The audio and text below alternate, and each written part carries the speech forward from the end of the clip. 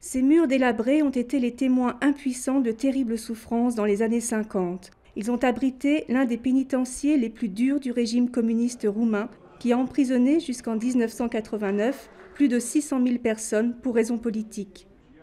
25 ans après la chute de la dictature communiste, un ex-commandant de la prison de Râmnicu Sărat, dans l'est du pays, sera jugé à partir de mercredi pour crimes contre l'humanité.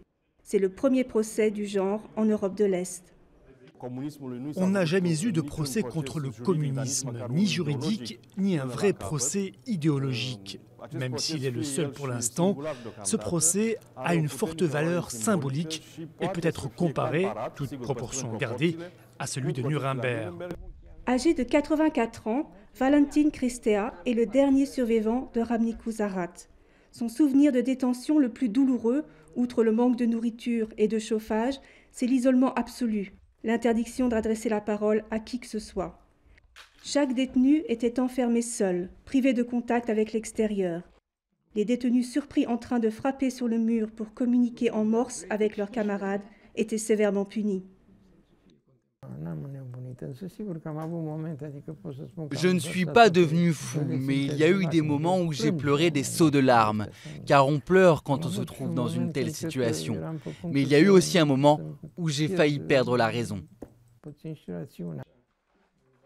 Cet ancien ingénieur a décidé avec sa femme de ne jamais avoir d'enfants pour ne pas les exposer aux dangers du régime. La justice reproche à Alexandru Vișinescu d'avoir mis en place un véritable système d'extermination alors qu'il dirigeait la prison de Râmnicu Sărat entre 1956 et 1963. Lui s'en défend et accuse ses chefs. Issu d'une famille très pauvre, il dit avoir vu dans son recrutement par le régime communiste une chance de sortir de la misère. Si j'ai vraiment commis des erreurs, pourquoi m'aurait-il gardé là-bas durant 8 ans? On m'avait toujours donné de très bonnes évaluations car je suivais la ligne de la direction. Pourquoi n'interpelle-t-on pas la direction générale des pénitenciers à ce sujet? Une trentaine d'autres tortionnaires présumés sont actuellement dans le collimateur de la justice. Valentin Cristea, lui, a pardonné et trouvé la paix. Mais pour nombre de victimes et leurs familles, ces démarches interviennent trop tard.